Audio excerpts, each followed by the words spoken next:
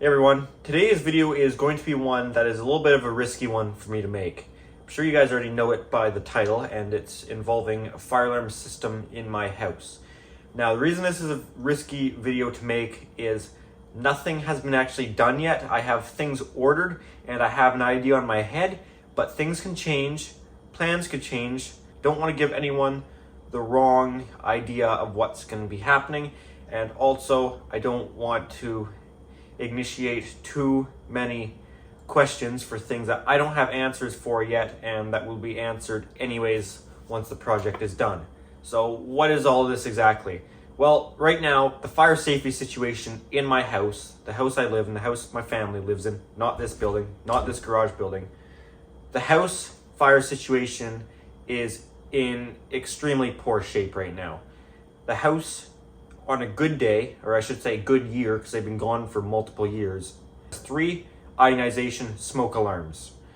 Right now, my house has 33.3 repeating smoke alarms actually in place, as only the second floor hallway smoke alarm is still there, and both downstairs devices have been removed off the ceiling as they just give too many false alarms. The second you try and cook anything, it will set off. And now that's a combination of it being ionization technology as well as its close proximity to the kitchen, but even one of the bedrooms smoke will travel into and just the slightest amount will set it off, so ionization is really a problem. Before I move on, this is actually the second video I've made of this. I actually made a whole video a couple weeks ago prior to having some more things figured out, and now I just look back on it and I don't like it. I wanted to redo it. I spent probably 4 hours editing that video. Actually, it was actually a nicely done video, but we're throwing that one out. We're starting over because I know a little bit more things now. So this one might not be edited quite as good, but this is mostly just going to try and get some information out there and get the ball rolling on this fire alarm system project. Now, actually more important than the system itself, because that'll get figured out down the road, is more the social aspect around it, if you will. I don't know how to put this, but basically I'll try and answer questions on this video, but just don't keep asking for when it's going to be, because I have no idea. It could be maybe September. No, that's too hot still. October, November. It could be further on in the year, and I don't have a ton of information. So please understand, I don't have all the information right now, so just keep that in mind. Also, this might actually be the most important thing that I want you guys to understand. I know lots of you will understand.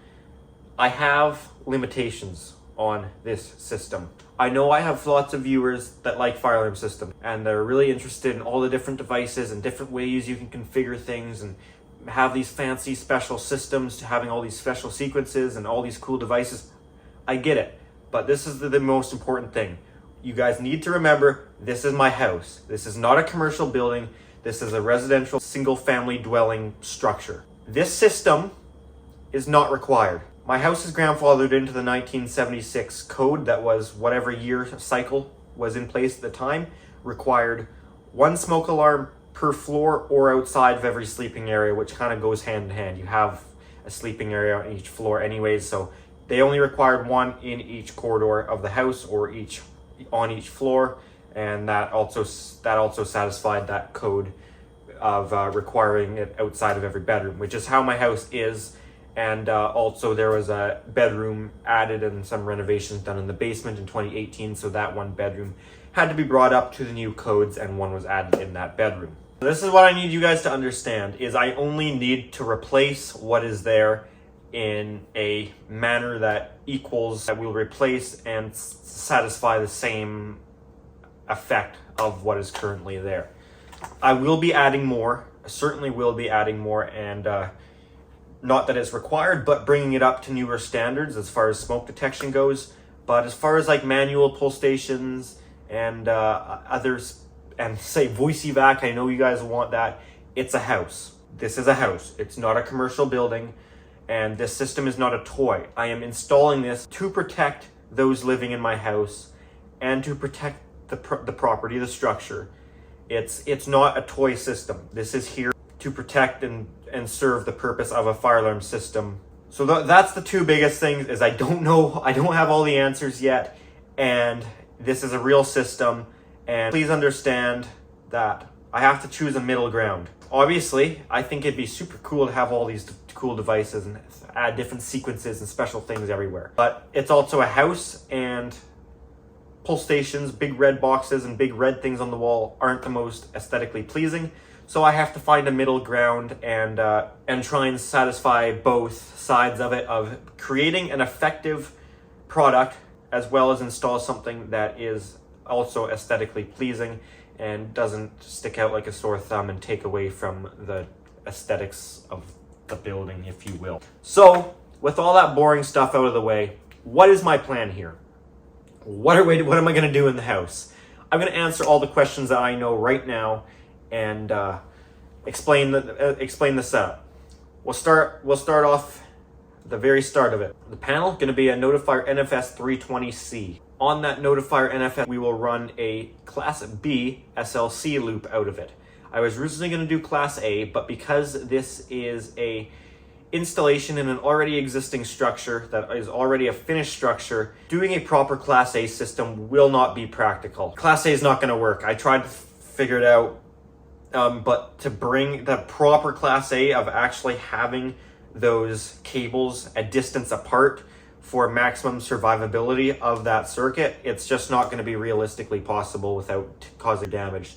So isolated Class B is the best that I can do. Now when I say isolated Class B, where we will come out of the panel, SLC will come out of the panel Class B, go through an isolator. That isolator can isolate the first floor of the building, all the devices on the first floor, and then continuing on from the non-isolated side of that SLC, will go through another isolator, which the output isolated protected side of that isolator will be the riser going upstairs and will go through all of our second floor devices. That means if either floor has a short circuit, it won't take down the entire SLC loop, and you will still have at least one of your floors having protection. Now I ordered more isolators than just those two, as the shed in my backyard, not this garage, but the shed underneath the deck, that is kind of a separate zone. It could be tied onto the first floor devices, though I may want to isolate it separately. I'm not sure yet.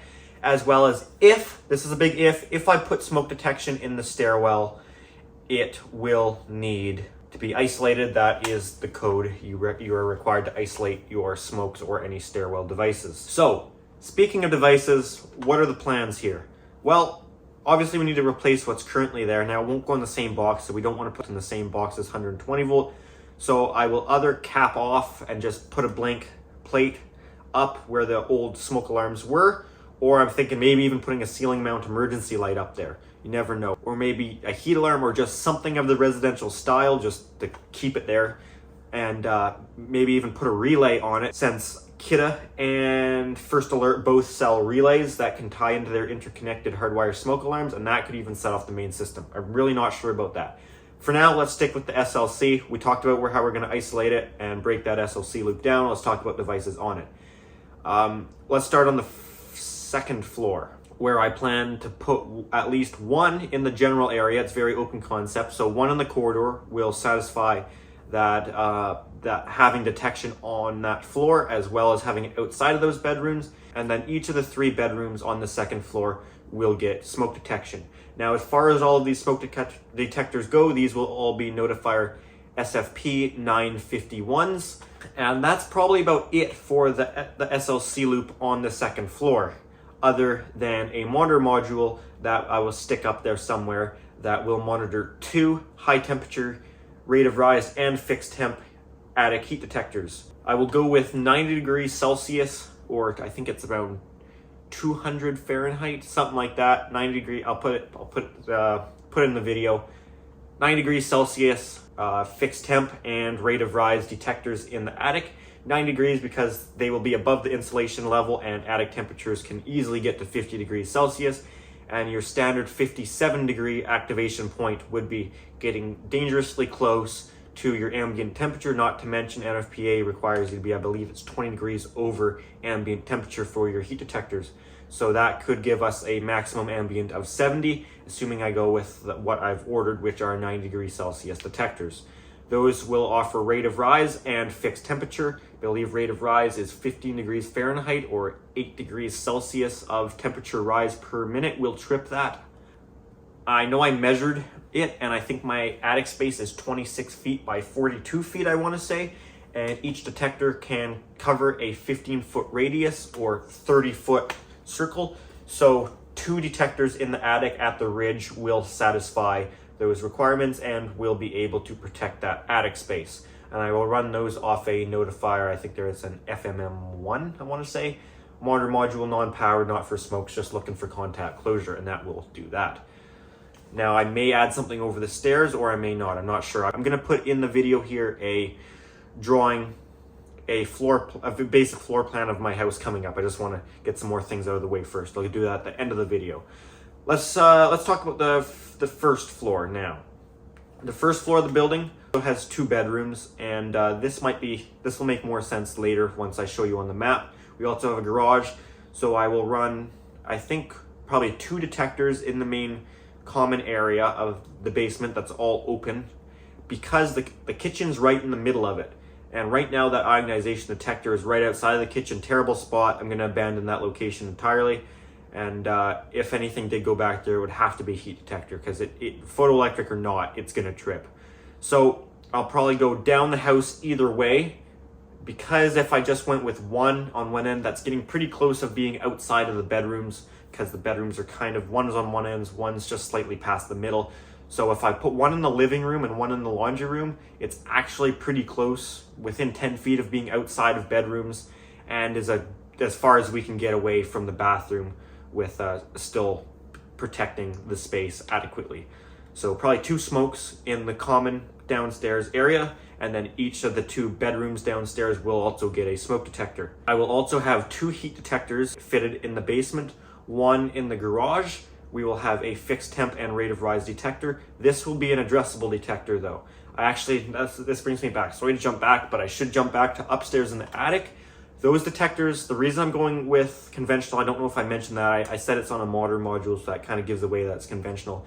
I would sleep a lot better at night knowing there's a basic contact closure, non-electronic device up in that space than something addressable.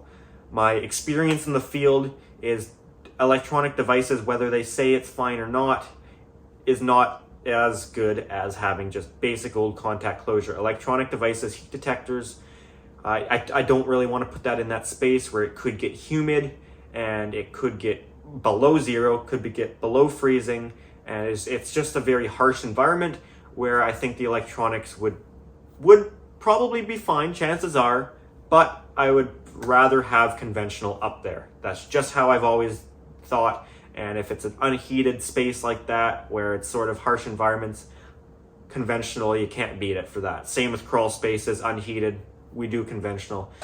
Back to this garage and this first floor, I'm going to put an addressable rate of rise and fixed temp. Standard temperature 57 degrees Celsius or 135 Fahrenheit, I believe it is. I'll put that in the garage. The reason I don't want to go with a smoke is chances are it never will, but it could drop below freezing. It is heated, not to mention there's 2 freezers running in there, which freezers actually produce hotter air on the outside, plus an electric hot water tank. I doubt it's going to drop below 0. However, if the garage door was left open, I can see it happening. Someone recommended to me to put a fixed temp in there. I cannot see it gaining temperature that fast. I think the heaters in there is only like a 300 watt heater. I don't think it's ever going to trip a rate of rise. If it did though, I can change that device out. And also I'm going to put a addressable detector in the furnace room in my house, which, speaking of the furnace room, that's where my fire alarm system is going to be, is in the furnace room, first floor. I have a nice space for it set up there. So I'm going to put a heat detector in there, in that room. Probably could put a smoke. I'm not sure why I didn't go with that, but my plan right now is a heat. Then that shed underneath the deck, I'm also going to put a heat detector in there, again, for the same reason, for not wanting it to activate a smoke detector from dropping below 0. This one, that shed I honestly could probably go with conventional too. It's not as harsh as the attic. It's not heated, though it is insulated and it's connected to the house, so I don't think it's ever going to get below 0, but it could. The temperature range shouldn't be as this. It should be a little more gentle in there, and I think addressable should be fine. Could even put a pull station in there, guys, just because it's not like in the house, and I know you guys like having devices like that, so I could put one in there. And as far as the house, as far as having pull stations, I'm gonna put one at the front door, because that I was able to argue my solution to that. Now, it does look unaesthetically pleasing, though my solution to that, which you guys aren't gonna like, is I'm just gonna put a coat rack over it on the other side instead of where they currently are, so people can hang their coats over it or whatever. Just put something in front of it, a plant. It's not required to be there. It doesn't need to be left accessible. I could go without 0 pull stations. I don't need them. I'm just doing it to have something to show you guys, since I know you guys want to see them. This is an extra. Doesn't need to be there. Now, at this first floor landing level, kind of a half floor in between the first and second floor, that's also where my annunciator is going to be. Which my annunciator is going to be, what's the model number? Notifier LCD-80, LCD2-80, LCD80-2. It's got the screen on it, acknowledge, silence, reset, drill, lamp test. That's the annunciator I'm going to go with, and I've already had people tell me go with a white ANN80 or Notifier NANN80. Not compatible with the Notifier 320. Those are compatible with Notifier's Fire Warden series, which is their equivalent to Firelight 9200, 9050, 9600. There's 2 different ways of configuring annunciators on 320. You can run it on terminal mode or the ACS or whatever it's called. Can't remember what it is, but I believe that requires verifier tools, and wish I probably could have someone just program it for me. But for now, I think I could go with the terminal. I can't use a ACS 24 AT or whatever that annunciator is called, which I would like to have one. It's nice to be able to have disable points and be able to control zones from it. And technically I should have one, because I am required to be able to show up to 8 different points or zones being active, which I can't with the LCD2-80. But again, I only require residential. This is replacing and exceeding what is there. I can 100% guarantee it's fine. That'll do just fine. That's more than enough. That will, even if the fire department did respond, that tells them way more than they would ever get through a residential alarm, which tells them f*** all. This can show them 1 point and they can hit acknowledge and scroll through. But it just doesn't show them. They can't look at them all at once without hitting buttons, which is technically not right. But because it's not required to be there, as I just need to replace what's there. So that annunciator is a gray and black annunciator, because I know you guys recommend going with white instead of red, which if I was going with ANN, I would go with white over red, or maybe black since it's Notifier. Okay, let's talk about notification appliances. This is a touchy subject. This whole thing is touchy because I know there's gonna be lots of comments of people asking me to do certain things, which I'm okay with, but I need people to understand the actual situation. Right now, my plan is, right now is the keyword there, is 1 notification appliance per floor. Hold on here. I will go with System Sensor White. They're actually sitting right over there. System Sensor White L-Series low frequency sounder strobes.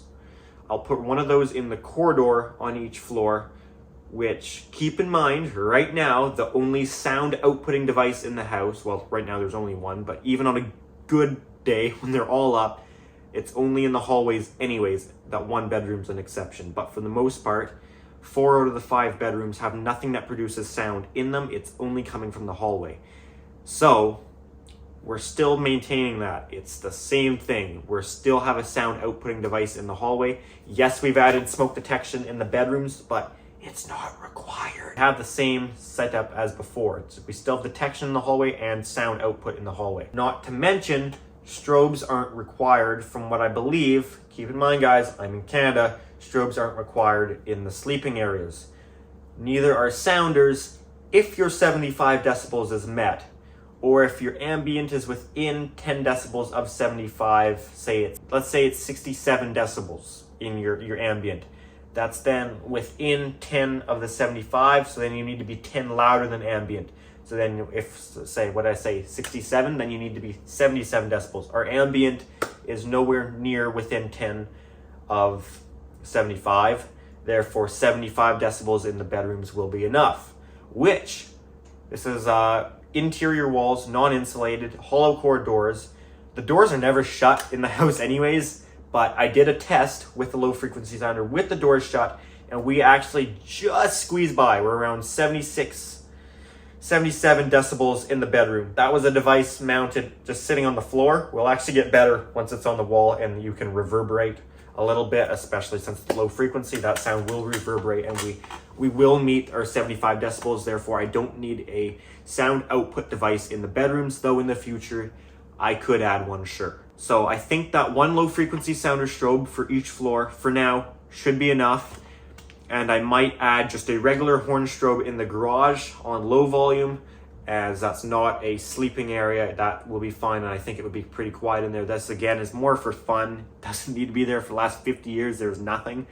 This would be more to make an actual system. And then same with that little shed underneath of the house. I would put a system sensor horn strobe in there of some sort, whether it's ceiling mount, wall mount, whatever. That's to be determined. And Class B NACs as well. Again, Class A is not practical when the house has already been constructed and finished. And I will run one NAC per floor. That way, if something happens to one NAC, it doesn't lose them all. So one NAC for the basement, one NAC for the upstairs. 320 offers 4 NACs, which can be wired Class A or Class B. So that is the plan with that. As far as the back door downstairs, it would be nice to have a pull station there, which again, I could cover up or hide with a plant or something for aesthetics. Though I don't think I'm going to be able to fish in that area. Some spots of this house, specifically the basement, the whole upstairs is easy, but the basement is truly a challenge. I do luckily have some air duct chases in the ceiling for return and supply air that I can actually use to my advantage to help fish things around. But we have some areas that are really inaccessible, and I might actually have to drop down from the attic, drop all the way down to the first floor, through the second floor to those SLC points, which technically then I think I'm supposed to isolate them, which I may or may not do. Again, this is so much above and beyond what was currently there and what's required for a residential system.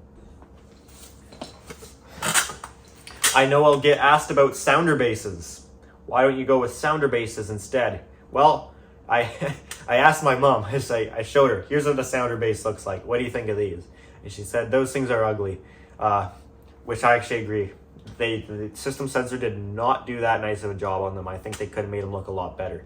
The actual notifier detectors on a slim, B300-6 base, those are actually nice looking devices. Like, they way better than any residential detector there is. 100 times better. Those are nice looking devices. Those don't stick out at all. But so that's why sounder bases aren't a go. If I did have to add something, I would add white horns, white sounders, I should say, or sounder strobes, probably just sounders. So I'm trying to think of anything else with the system. As far as any outside devices, I think probably not. I could add a white strobe at the front door, but that really takes away from the aesthetics of the building. Maybe if I put a white system sensor strobe with a blue lens to show enunciator location, which is a requirement here, that might be okay. If I put it lower on the house on the white stucco instead of the gray wood siding. Oh, almost forgot about this. Duct detector. I am actually going to do a duct detector. This is probably a little above and beyond and unnecessary, but duct detectors are actually surprisingly cheap. You can get a system sensor DNR. I think that's what they're called. NDR? DNR? Anyways, the addressable, no relays, no fancy. It doesn't need to shut anything down. I can do that with a relay module separately if I want to shut the furnace down. The house isn't zoned into fire separations though, so it doesn't need to technically shut down the air handler, nor does it need to detect it. Though for the price, I thought it's pretty cool. You can get one for like $80. Just the standard system sensor flex housing where it can turn, and it'll just have SLC input, no extra relays. Put a 951 detector head on there and a sampling tube, which my sampling tube setup's actually going to be funny. Usually they stick all the way through your duct and have a cap on the other side. It's so close to the wall, I can't get a longer sampling tube in there. I can only fit a 1-foot sampling tube in my 16-inch wide duct. So it covers 2/3 of the duct. I might just have to go with it. It's not going to be the most legit setup with the duct detector, though it will still hopefully provide some functionality there. As far as shutdown, I probably won't, but I could. And since there isn't relays on the detector housing itself, I can just run it off a relay module separately. That's the beauty of addressable, which, yes, I'm going with addressable, obviously. I'm sure somebody would tell me to put in my SFP10UD. I think someone did. There's just not the same functionality with conventional, and it ends up being a lot more wiring. Addressable is so nice, being able to isolate wherever you want, so you can still pretty well have conventional loops, like not having one take down the whole system with isolating. As long as you isolate an addressable properly, it can be a pretty robust system. And the beauty of just being able to add relays and modules to supply power, modules to supply power to smokes, monitor things, it's pretty versatile and pretty awesome. So I think addressable is definitely the way to go. It's 2023, guys. And no, my house is not sprinklered. So there's not going to be any flow switch or tampers. This was going way above and beyond what's required. Even brand new houses built in my area, we don't require sprinkler unless it's a multi-dwelling unit, like a duplex, maybe duplexes and condos, apartments, that sort of thing. So I think that's most of the details I have for now for this system. And so we'd end up with, I ordered 10 smokes, 3 heats, it's 13, monitor module 14, 15 with the duct detector. I think we'd have about 15 points on the system. For this Notifier 320, I'll supply with obviously 120 volts, which will come from the main electrical panel off a 15 amp breaker. And I will put a fire alarm breaker lock on, because somebody actually made me aware of this. I didn't know it was a requirement here yet. It must be a new addition in the 2021 Canadian Electrical Code Book. The fire alarm systems are now required to be locked on. So obviously any old install is grandfathered and you don't have to go around adding breaker lock-ons. But now, fire alarm systems are required to be locked on, which, good. I think that's a great thing. That was a lot of talking and explaining. Let's actually take a look at my home and try and see what we might do for a system. I'm sure a lot of you have seen my house before, but for those of you that haven't, here are a couple shots of it from the outside. This house was constructed in 1976 and is a wood frame building built over 2 floors, with each floor around 1,200 square feet for a combined total of around 2,400 square feet. 5 bedrooms and 3 full baths and 2 kitchens with a garage and 2 living rooms, as well as a laundry room, 2 hall closets, 1 upstairs, 1 downstairs hall closet, and a large space underneath the stairs, as well as a furnace room. There is also a separate section underneath of that sun deck in the backyard, and that is pretty much all of the rooms in the house. I want to show the floor plan to make sure it is familiar, as it will be a lot to do with how the fire alarm system is installed. Here's a look at the top floor, and you need to note too that these are not to perfect scale. I got them as best as I could when drawing these up, but they are not perfect. So that was level 2, and now here is a look at level 1. Okay, so anyways, back to the second level, the main level of the house, where we have the main kitchen and master bedroom with 2 other bedrooms and 2 washrooms on this floor. I want to first show where we have a current smoke alarm, so I'll give a little in-person video right here, and you can see the main area upstairs, and then we have at the end of the hallway we have 3 of the bedrooms, and then down the corridor is where we have our current smoke detector, and where that smoke detector would also be replaced. Okay, so here's a little look in the basement as far as where I think that it would be possible for me to fish wire. First of all, this is that area under the stairs, which is kind of a big central point where it's obviously not a finished space. It's a big crawl space, and that can be helpful for getting wire to certain things. That's the stairs where the annunciator would be located. And here you can see some of the air ducts, which have a cavity in the ceiling that you can see that red heating wire I've already fished. This right here is where I've fished heating wire across before through this duct chase right here, where the return and supply air ducts run through partially this side here, gets us to this side of the hallway and down to this closet, which would be good. And you can see it still continues through here, as well as right here is another duct chase that you can see runs all the way down right here down to the furnace room, which also gives us access down further to this end of the house. This is a look here inside the furnace room where you enter the closet from this bedroom, and then after the closet, then you can enter this furnace room. It's a little bit of a maze to get there to be real. So you have the return duct and supply duct, which both have a cavity in the ceiling, which, as you saw, there's the other end of that red heating wire that I ran. So that obviously proves that it is possible to fish down, and that can get you into under that stairwell, which would be great for fishing things like Annunciator or any devices in that part of the hallway. And also, here's the electrical panel. I also have fished between these two walls through this cavity before, so I'm just kind of showing some of the routes you can take. And you can also go up through here where all the home runs come out of the old electrical panel and go up the wall. That can be a little more challenging, and you might have to cut a hole in the wall upstairs, though it's behind the TV, so it is possible. Here is looking in one of the return grills for the return air upstairs too. This is now on the second floor, and you can see that other wires have been ran too, so these ducts are obviously an option to try and run wire between different areas of the house. So that is definitely just something to know that is there, and definitely makes it a lot easier. As you can see, there's been some Cat 5e cable ran and stuff before.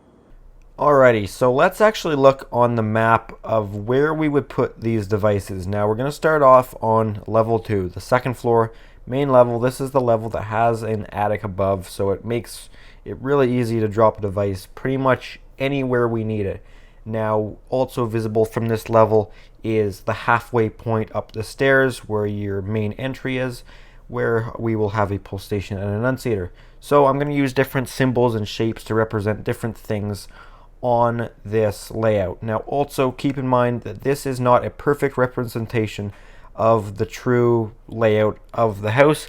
I drew this up as close as I could get it without actually making measurements. It's kind of eyeballed, so some things might be a little bit off. So first of all, let's put a red dot right here where we would have our main level 2 smoke detector that would be to cover most of the floor as well as being outside of the bedrooms. Now let's also add a smoke detector right here in the primary bedroom. Let's also add a smoke detector here in this bedroom, and let's add one here in this bedroom, even though it's currently being used as an office. Also right here is going to be our pull station. We'll represent that with, let's do a little yellow square, or actually let's make it a bright green square right here by the front entrance. And let's do the annunciator as do a black square right here where the annunciator would be.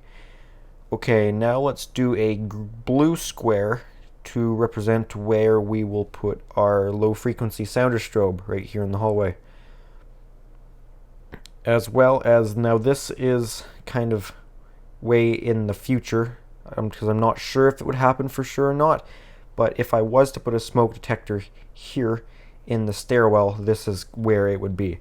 And I don't have a map to show the attic, but it will just be 2 heat detectors spaced apart equally, and they will be running off of a monitor module, which I'll put somewhere probably in the hallway in the corridor upstairs. So that is pretty well all of the devices for level 2.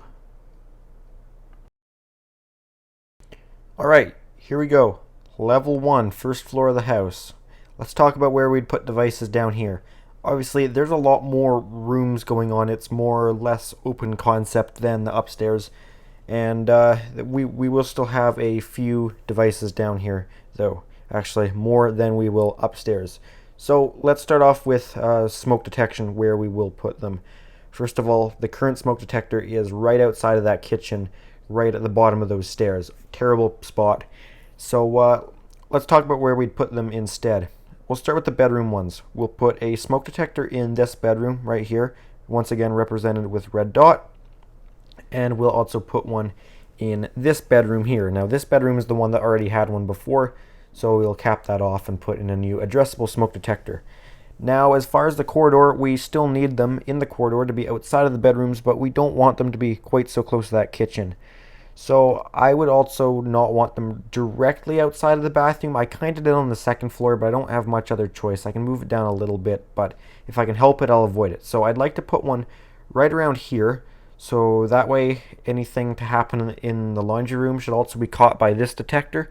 But then for the other bedroom on the left-hand side of the house, I'd like to put a smoke detector right around here in this area. So it's still a little bit from the kitchen, and it also protects that living room, which is nice.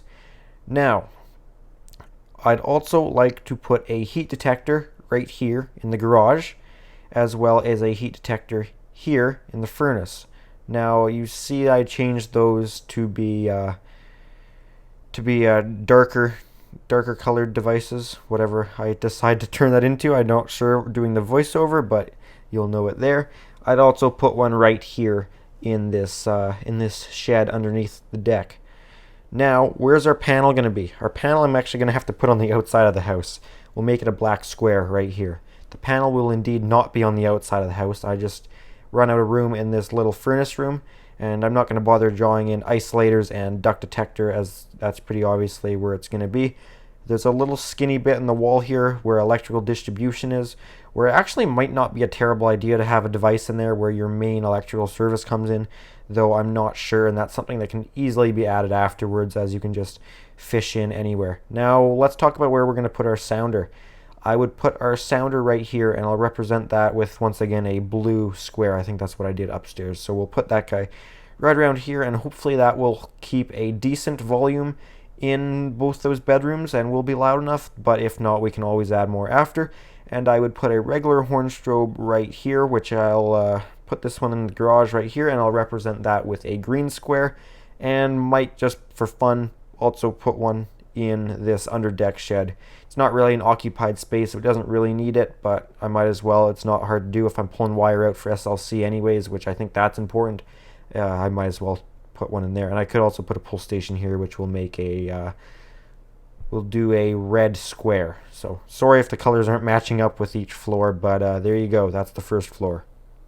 When I put out my vote on what should I do with my house, should I replace the smoke detectors that are there, or smoke alarms I should say, or should I replace them with more residential ones but bring it up to current code by adding more in the bedrooms, or should I put in the fire alarm system?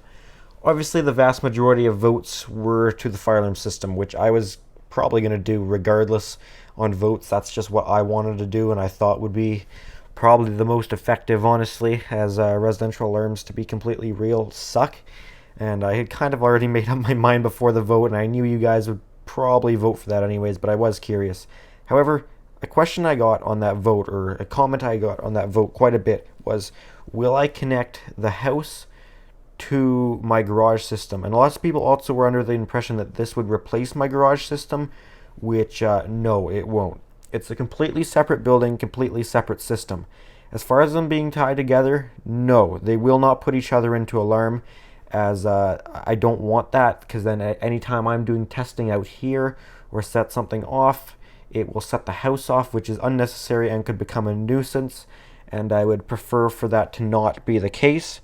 However, I could wire them together for supervisory, so if either one goes into alarm, it will put the other system into supervisory, just so you know something is going on in the other building. But you don't need to necessarily be evacuating that specific building. Well guys, that's about all I've got for this, and all I know right now, I know this is gonna stir up a lot of trouble probably with people asking a lot of questions, which is fine. I'll try and get back to them. Remember, this is my house. It isn't a commercial building. This isn't required to be there. This is all extra. Alrighty guys, I apologize for this somewhat poorly edited video. I don't like how this one turned out, but I tried my best here, and it's a little difficult when you don't know exactly what's going to happen. But anyways guys, don't worry, I will be making videos of this project too. There'll probably be a lot of it, and it will be added to what has to get looked after monthly. Anyways guys, that's going to do it for this video. If you enjoyed it, give a thumbs up. Any comments, questions, which I know you will have, put them down below. And if you are interested, I do have an Instagram account at Pickle700 for bonus content and content posted earlier than you'd see it on the YouTube channel. Alrighty guys, thanks for watching.